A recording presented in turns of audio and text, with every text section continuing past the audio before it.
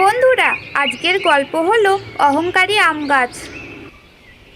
সুন্দরবন নামক একটি জঙ্গলে একটি ময়ূর বসবাস করত।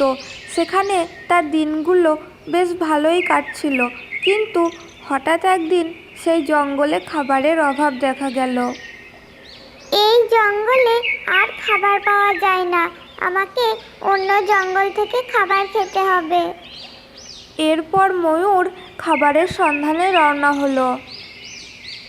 উফ, রোদে গরমে আর হাঁটতে পারছি না, কোথাও একটি বসলে ভালো হতো, কিন্তু এখানে তো কোনো গাছই দেখতে পাচ্ছি না।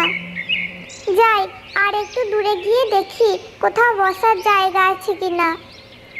আরে, ওখানে তো একটা গাছ দেখতে পাচ্ছি, যাই ওখানে গিয়েই খানিকটুকু বসি। এই বলে ময়ূর সেই গাছটির নিচে বসলো।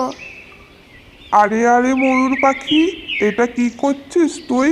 আমি আমার গাছের তলায় কাউকে বসতে দিই না, এক্ষুনি চলে যা এখান থেকে।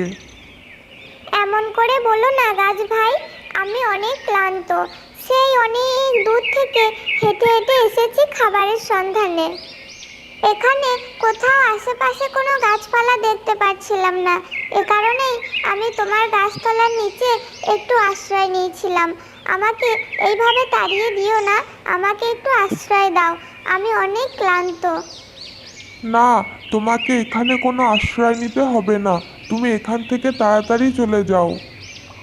গাছের কথায় ময়ূর মন খারাপ করে সেখান থেকে অন্য স্থানে চলে গেল খাবারের খোঁজে।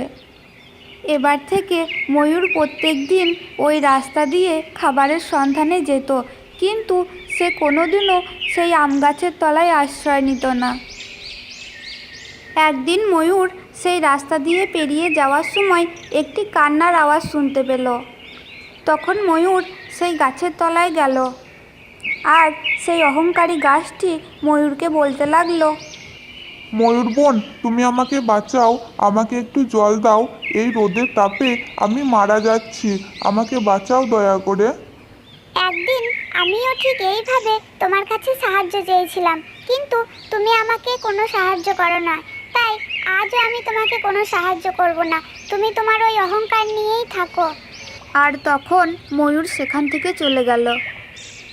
তো বন্ধুরা, আমাদের এই ভিডিওটি তোমাদের কেমন লাগলো? যদি ভালো লাগে তাহলে অবশ্যই চ্যানেলটাকে সাবস্ক্রাইব করে দেবে এবং একটি লাইক করে দেবে। ধন্যবাদ সকলকে।